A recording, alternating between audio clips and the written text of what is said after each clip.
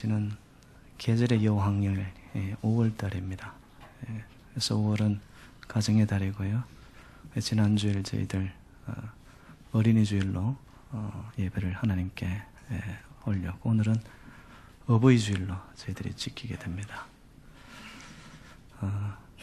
여러분 가슴에 달고 있는 카네이션 꽃이 보니까 어버이 주일을 아주 더 밝게 빛나게 했는데요.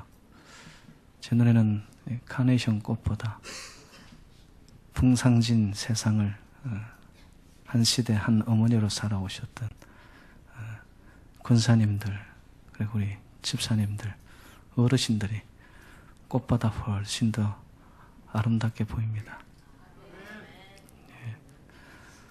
오늘 우리 석군사님 한 분 봐주세요.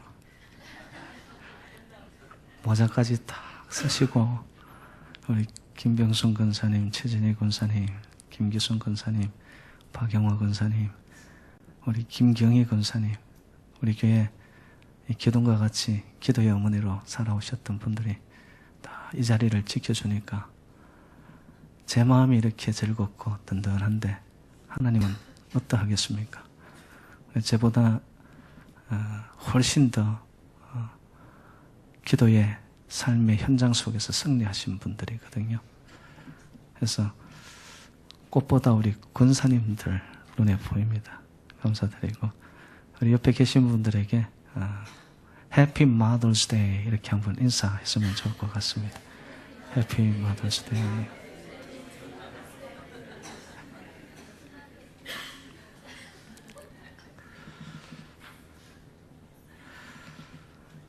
C.S. 루이스라고 하면 여러분들 너무 잘 알죠. 20세기 최고의 기독 지성 작가입니다. 그의 주요 작품을 이야기하라면 손가락이 모자랄 정도로 엄청난 주옥과 같은 글들을 남깁니다. 그 중에 Mere Christianity라는 책이 있습니다. 순전한 기독교인이라는 그 책에 보면은 이 C.S. 루이스가 인간됨을 사랑의 유형으로 표현을 했습니다. 사랑은 남녀 간의 사랑인 에로스에 의하여 태어나고, 혈연적 사랑인 스트로그에 의해서 양육받으며, 친구 간의 우정인 필로스에 의하여 성숙한 인격을 이루며, 하나님의 사랑인 아가페에 의해서 완성된다라고 그렇게 말을 했어요. 어떠한 사랑을 내가 하고 있느냐, 어떠한 사랑의 단계에 내가 지금 와 있느냐는 그 사람의 인격의 됨됨입니다. 그래서 그저 남녀 간의 사랑인 이 에로스적인 사랑, 그리고 부모 자식 간인 어떤 혈연적 사랑, 더 나아가서 친구 간의 우정인 필로스, 그 사랑에 머물러 있다면 아직 사랑의 총체적인 진짜 사랑을 맛보지 못하였다라는 거죠. 이 모든 사랑을 넘어서는 사랑의 완성의 단계는 뭐냐면 하나님의 이 아가페적인 사랑을 만나야 되는 거죠. 그런데 그 하나님의 아가페적인 사랑에 사람들로서 가질 수 있는 가장 비슷한 사랑이 있다면 바로 그것이 어머니의 사랑입니다. 어머니의 사랑은 헌신적이죠. 그리고 자기 중심이 아니라 이타 중심입니다. 자식을 위해서라면, 가정을 위해서라면, 내가 못 먹어도, 내가 입지 못해도 나의 자녀를 위한 일이라면 부모님들은 마다하지 않습니다. 자기가 가진 걸 다 주고도, 그죠? 모든 것을 다 주었는데도 더 주지 못해서 마음이 안타까워하는 그것이 바로 어머니의 사랑이거든요. 그 사랑이 바로 어디에 견줄 수 있느냐 하면 하나님의 사랑에 견줄 수 있는 겁니다.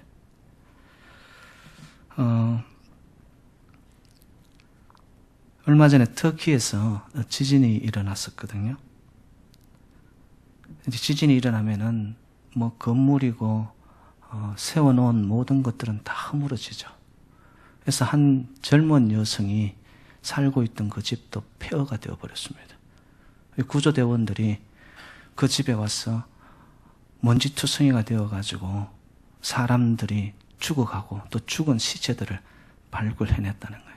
그런데 이 젊은 여성 또한 먼지에 뒤덮여가지고, 근데 그 모습이 이렇게 웅크리고 하늘을 향해 두 손을 펴고서는 기도하는 모습으로 그 여인이 보니까 목과 허리에 이 기둥 같은 것들이 쓰러지면서 골절을 당해가지고 생명은 끊어졌어요. 근데 구조대원들이 그 여인을 끄집어내는데 보니까 그 여인이 웅크리고 있는 그 가슴 안에 뭔가 담요로 이렇게 쌓여진 게 있더라는 거예요.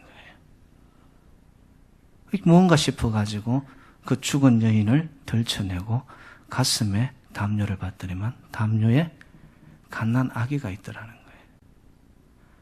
근데 그 아기가 죽었을까요? 살았을까요?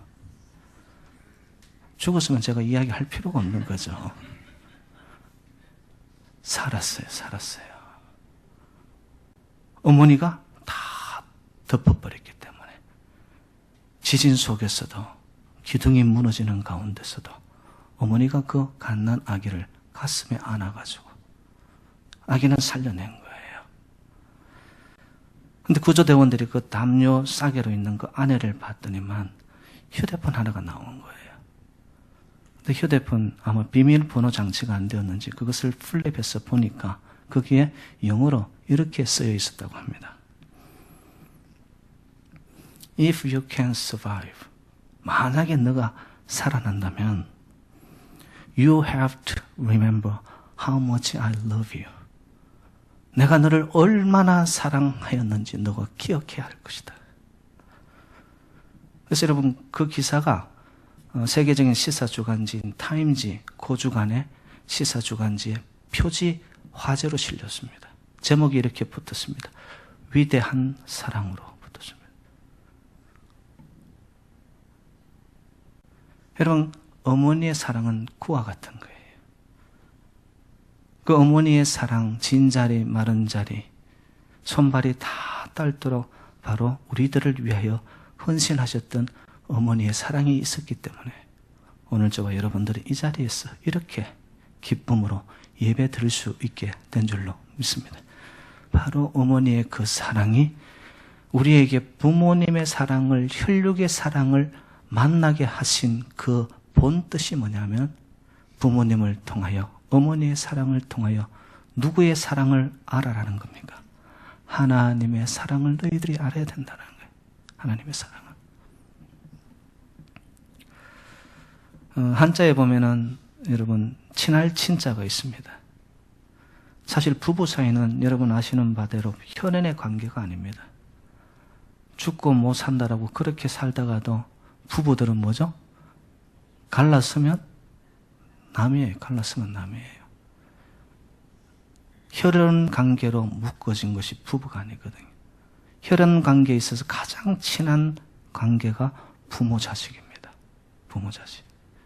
그래서 이 친할 친자를 보면 나무 목자 위에 올라선 본다라는 그 한자 세 개가 뭉쳐져 가지고 친할 친자의 한자를 이룹니다. 그게 뭐냐?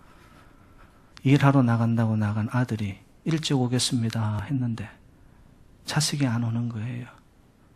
그 어머니가 언제나 올려나 기다리고 기다리는데 해는 넘어가고 어둠은 짙어가고 걱정이 되어가지고 멀리 오는 아들을 빨리 조금이라도 더 보고자 나무 위에 올라서서 보고 지켜보고 있는 어머니를 그린 그것이 바로 친할 친자입니다. 우리의 어머니는 바로 이와 같은 사랑을 저희들에게 보여주셨다는 거죠. 그래서 성경은요, 이 효의 기원을 하나님께 두고 있습니다. 그것은 신앙적인 차원에서 다루는 거예요. 효는 인간의 윤리이고 어떤 행동 강령이고 이런 차원이 아니고요. 부모님을 섬기고 공경하고 존중하고 사랑하고 아끼는 것은 십계명을 통해서 하나님이 인간에게 주신 절대 명령입니다. 명령은 옵션이 아닙니다. 내 기분 좋으면, 내 형편이 되면, 내가 하고 싶으면 하는 것이 명령이 아닙니다. 명령은, 그것도 하나님이 우리에게 주신 명령은 조건이 없습니다. 그냥 해야 되는 거예요. 레위기 19장 3절입니다. 너희 각 사람은 부모를 공경하고 나의 안식일을 지키라. 나는 너희 하나님 여호와니라. 두 가지를 이야기를 합니다. 부모를 공경하고 하나님을 공경하는 방법이 뭐냐 했더니만 안식일을 거룩하게 지키는 거예요. 그래서 자녀가 부모를 공경하는 일과 하나님을 경외하는 일에 서로 같은 차원에서 하나님의 명령으로 규정되어 있는 것이 바로 효입니다. 기독교는 그래서 효의 종교입니다. 오늘날 이 시대가 왜 이렇게 혼란스러워져 가느냐? 질서가 무너지고 청소년 범죄가 난무하여지고 사회적인 살 때 절대 기준조차도 없어지고 정말로 이전 같으면은 경로 우대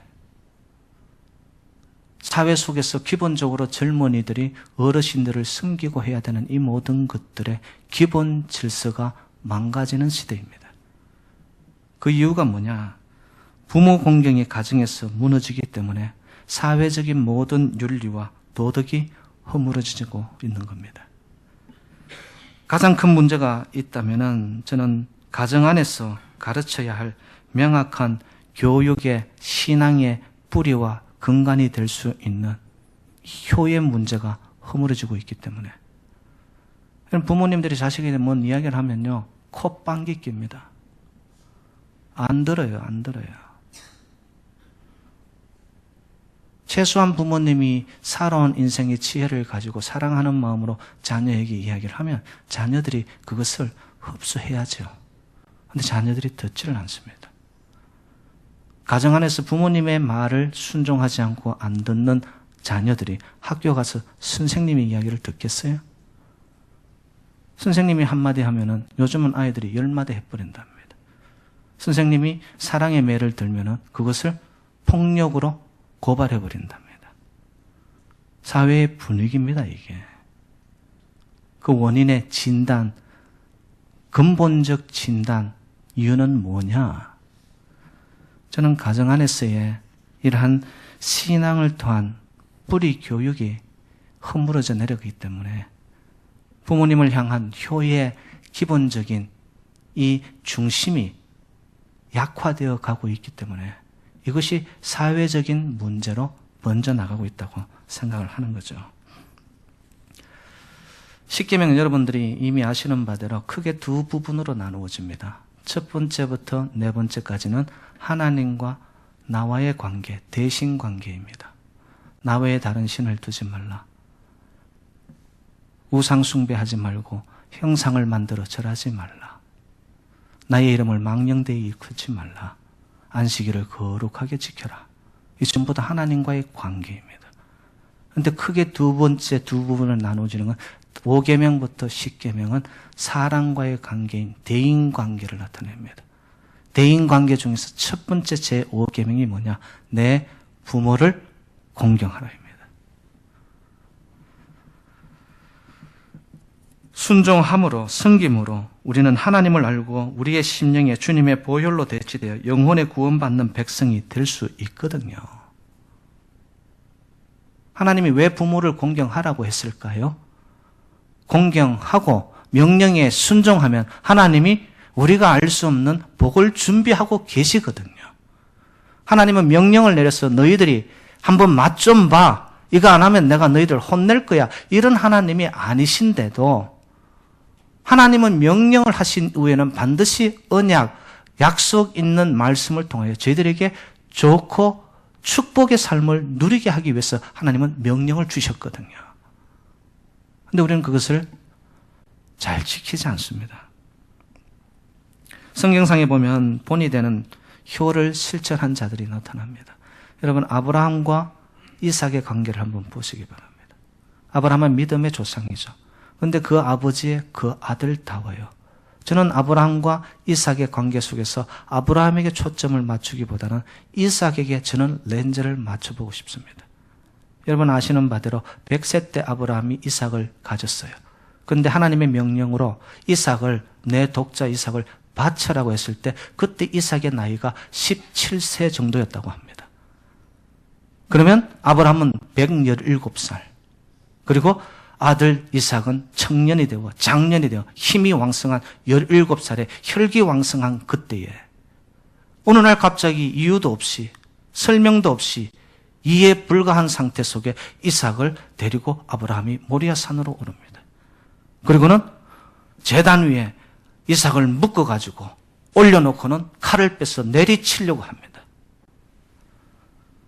여러분, 이삭이 만약에 요즘 젊은이들처럼 청소년처럼 부모님에 대한 기본적인 신뢰와 순종의 마음이 그에게 없었다면은 힘이 있고 아버지보다 훨씬 더 왕성하고 건장했던 이삭이 왜 이러시냐고, 무엇 때문에 나를 이렇게 묶어서 이러시냐고, 아마 힘자랑을 하며 아버지의 손을 붙잡아서 이러시면 안 된다고, 아버지 정신 나갔냐고.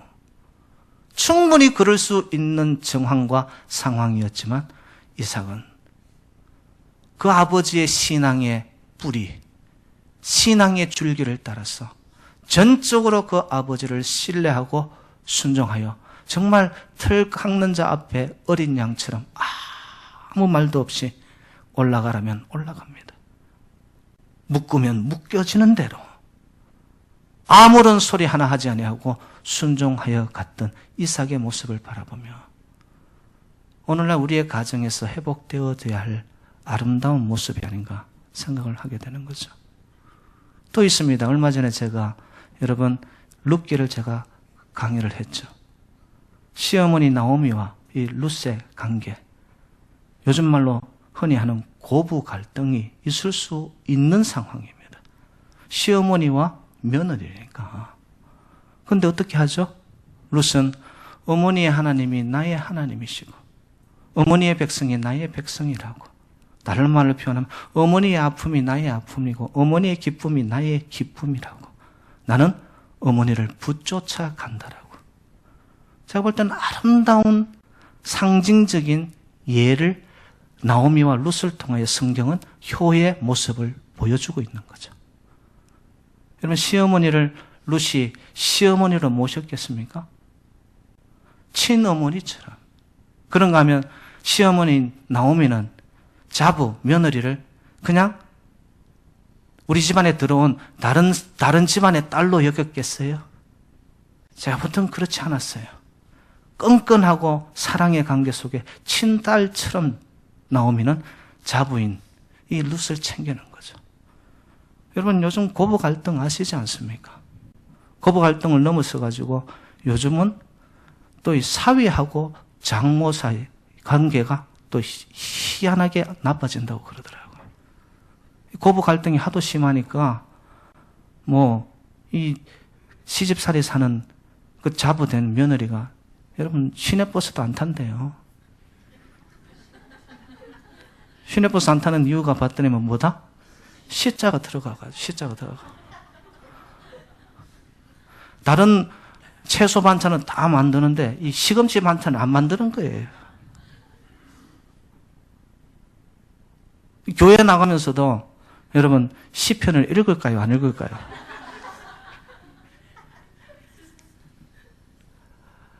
왜 그렇죠?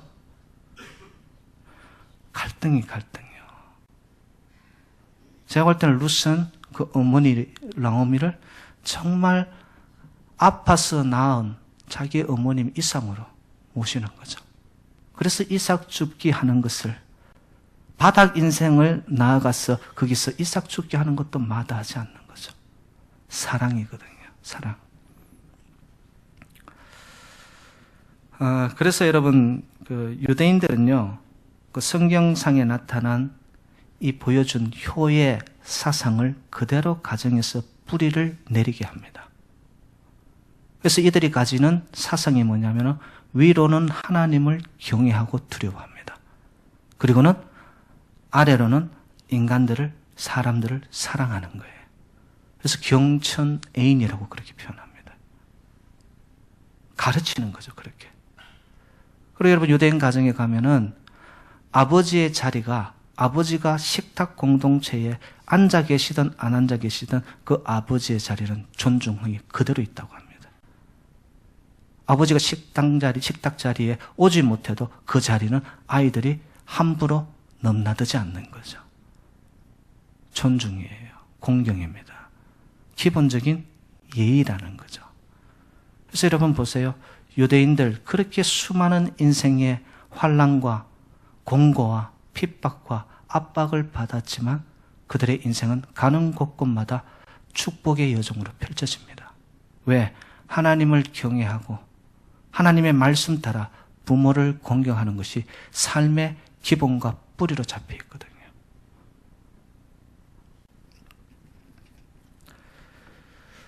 그리고 신학에 와서는 예수님의 효를 저희들이 간과할 수는 없습니다.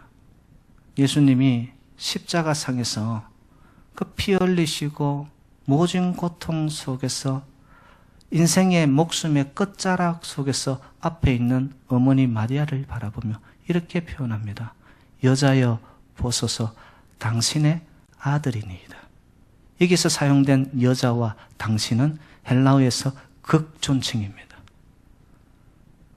피가 범벅이 되어 허리에 창이 찔려서 모든 것이 쏟아져 나와 말하기도 힘든 그 상황 속에서 눈앞에 있는 어머니를 생각하면서 그의 제자였던 요한에게 어머니 마리아를 부탁합니다.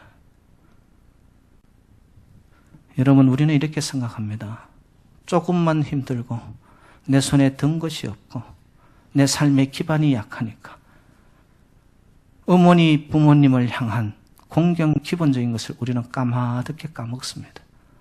여러분, 힘들어도 내가 가진 것이 없어도 부모님을 향한 효와 공경은 하나님의 명령이고 예수님이 실제로 실천하셨던 성경상에 나타나는 아름다운 덕목입니다. 힘들다고, 없다라고, 내 삶이 안 풀린다고, 내 기분이 안 좋다고 해서 부모님을 향하여 해야 할 기본적인 공경과 효를 우리가 실행하지 않는다면 예수님을 중심으로 살아가는 그리스도적 삶을 산다라고 하는 우리가 어떻게 제자의 삶으로, 제자로 부름받은 거룩한 성도로서 삶을 산다라고 이야기할 수 있겠습니까?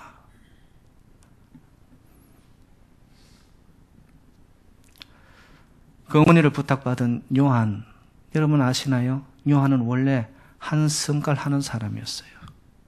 그래서 그의 별명이 우레의 아들이었습니다. 살짝 건드려놔도 하늘에서 천둥 번개가 치듯이 그냥 성질을 부리는 사람이었어요. 그런데 성경학자들은 이 요한이라는 사도 요한이 어떻게 해서 요한 1, 2, 3서에 나타나는 하나님은 사랑이시다라고 고백을 하고 글을 성경을 쓸 만큼 사랑의 사람으로 바뀌어졌을까?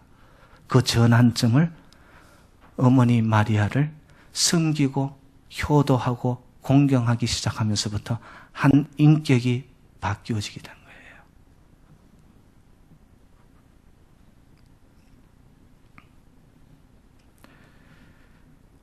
여러분, 부모 사랑에 대한 효는 절대적인 신뢰와 절대적인 공경의 관계 속에 하나님의 사랑을 배워갈 수 있는 가장 좋은 우리에게 하나님이 주신 관계입니다. 그 관계는 첫 단추예요. 인생의 관계의 첫 단추가 어그러지게 되면 우리의 모든 인생의 다음으로 따라오는 관계는 안 맞습니다. 안 맞습니다. 하나님과의 관계가 어그러지고 첫 번째 부모를 공경하는 그 관계 속에서 단추가 제대로 안 끼워졌는데 어떻게 복을 누리겠어요? 어떻게 복을 받겠어요? 하나님의 명령 따라 그 소통함이 이루어지고 우리가 실천하고 삶의 현장 속에서 지켜나갈 때 하나님은 우리에게 축복을 주시는데, 오늘 본문은 이루고 있습니다. 내가 땅에서도 잘되고 장수하는 하나님의 복이 뭐냐? 바로 내 부모를 공경하는 것이라고 이야기합니다. 영어 성경에 봤더니 이렇게 나와 있습니다. Obey your parents in the Lord. This is right. This is right. 옳은 것은 해야 되는 거예요. 여기에 이렇다 저렇다 구차하게 변명과 이유를 갖다 붙일 것이 없다라는 거예요. This is right. 그렇게 하면 부모님을 공경하고 부모님을 사랑하고 부모님께 우리가 헌신적으로 받은 사랑을 돌려줄 수 있는 그 삶을 살 때에 영어 성경은 이렇게 표현되어 있습니다. It may go well with you. 여러분 우리 요즘 들어서 삶의 웰빙이라고 주장하잖아요. 무엇이 웰빙입니까? 비싼 돈 주고 좋은 약 사다 먹는다고 그게 웰빙입니까? 여러분 공진단 먹는다고 웰빙이 됩니까? 공진단 안 들어보셨어요? 나도 들어보도 못했어요. 뭐가 웰빙이에요, 여러분들? 하나님의 명령을 따라 지켜갈 때 그것이 채워지고 그것이 내 삶의 근간이 되어 뿌리가 되어 거기에 딸려가는 삶을 살 때 하나님이 보시고 우리에게 축복 주시고 건강의 축복도 물질의 축복도 관계의 축복도 우리의 전체의 삶이 웰빙의 축복이 주어지는 줄로 믿습니다. It may go well with you. 그러고 나서 이렇게 적었더라고요. Enjoy long life. Enjoy long life. 여러분 왜 우리가 건강을 유지하려고 하죠? 이 땅 속에서 오래 살고 싶으니까. 어떤 식으로든 좋은 세상, 건강하게 오래 사시는 것 축복인데요. 축복의 비결을 받더니만 내 부모를 공경하라고 합니다. 그럼 무턱대고 무조건 부모들에게 공경을 해야 되느냐? 아닙니다. 여러분들 자녀들에게 바로 훈계하고 말씀으로 양육해야지만 자녀들이 부모님을 공경하고 사랑하고 효를 하게 되어 있습니다. 그래서 오늘 본문 4절은 이렇게 이르죠. 또 아비들아 너희 자녀를 노엽게 하지 말고 오직 주의 교훈과 훈계로 양육하라. 예. 부모님들 흔히 이런 이야기 하는 거 저도 들어봤어요. 자식 키워놓았더니 다 쓸데없다. 여러분 그런 이야기 안 하세요? 위프로처럼? 아니요, 쓸데 있어요. 잘 교육하고 잘 훈계해 놓으면요 늙어서 쓸데 있습니다.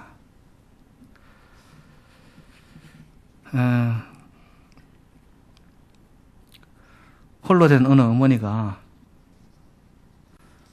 번듯하게 키운 아들, 서울에서 살고 있는 아들 집에 이제 어떻게 사는가 궁금해서 올라가게 됩니다. 올라가서 저녁상을 대접받고 이제 주무시는데 새벽에 이렇게 잠이 깼어요. 잠이 깨서 화장실 가려고 뚝 나왔는데 보니까 아들 방에서 자부하고 두런두런 이야기하는 소리를 들었어요. 이게 부인이 그 아들에게 이렇게 묻더라는 거예요.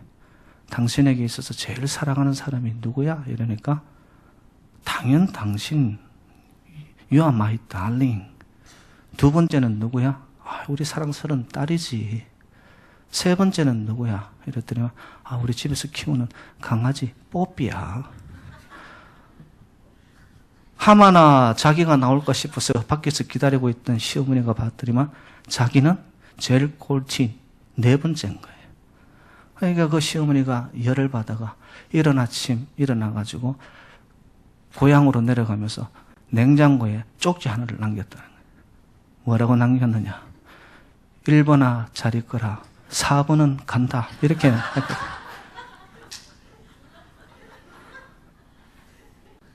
여러분 누구 탓이에요? 제가 볼 때는 잘못 가르친 거예요. 교훈과 훈계로 양육을 안 한 탓이죠. 여러분 유대인들은 하나님의 말씀이 뿌리가 되어 쉐마 교육을 시킵니다. 말씀을 들으라는 거예요. 말씀을 들을 때 믿음이 생기고 위로는 하나님을 두려워하고 옆으로 수평적으로는 사람들을 사랑하게 되어지고 형통이 흘러들죠. 이번 주간이 어버이 주간이 되다 보니까 한국에 있는 친구가 저에게 이메일을 보내왔습니다. 한 편의 시입니다. 서울여대에서 사랑의 엽서라는 공모전에서 대상을 받은 작품입니다. 나에게 티끌 하나 주지 않는 그 어린들이 내게 손을 내밀 때면 불쌍하다고 생각했습니다. 그러나 나에게 전부를 준 어머니가 불쌍하다고 생각해 본 적은 없습니다. 실제로 존재하지도 않는 드라마 속 배우들 가정사에 그들을 대신해 눈물을 흘렸습니다. 그러나 일상에 지치고 힘든 어머니를 위해 진심으로 눈물을 흘려본 적은 없습니다. 골방에 누워 아파하던 어머니 걱정은 제대로 한 번도 해본 적이 없습니다. 친구와 애인에게는 사소한 잘못 하나에도 미안하다고 사과하고 용서를 구하지만 어머니에게는 수도 없는 잘못을 하지만 한 번도 용서를 구한 적이 없습니다. 이제는 알 것 같아요. 세상의 어머니, 아니 바로 나의 어머니는 위대하셨습니다. 죄송합니다. 미안합니다. 사랑합니다. 여러분, 우리 부모님은 기다려주지 않으세요. 세월은 지 먼저 알고 지름길로 왔어. 조금 기반 잡히면, 조금 형편 풀리면, 내가 좀 여유가 있으면 그때 부모님 섬기겠습니다 하고 했던 그때가 나의 시간표대로 오는 것이 아니라 하나님의 시간표대로 인생은 나아갑니다. 기다려주지 않습니다. 여러분, 좀 더 용돈도 두둑이 들이시고 한국에 계신 어머님, 부모님이 계시다면 여러분 전화도 자주 드리시고 This is right. 옳은 일입니다. 옳은 일에는 하나님이 명령하셨으면 그 명령 뒤에는 축복이 있습니다. 이 땅에서 여러분 웰빙 다 잘 되는 축복과 정말로 오래오래 건강하게 사시면서 여러분의 삶이 축복의 여정으로 펼쳐져 여러분들로 통하여서 하나님의 기쁜 뜻, 그 사랑이 이 땅 현장 속에서 이루어가는 축복의 통로로 쓰임 받으시기를 주님의 이름으로 축원드립니다. 하나님 아버지, 더 사랑하지 못하고 더 섬기지 못하고 더 베풀지 못하고 더 나의 것을 나누지 못하였던 저희들을 용서하여 주옵소서.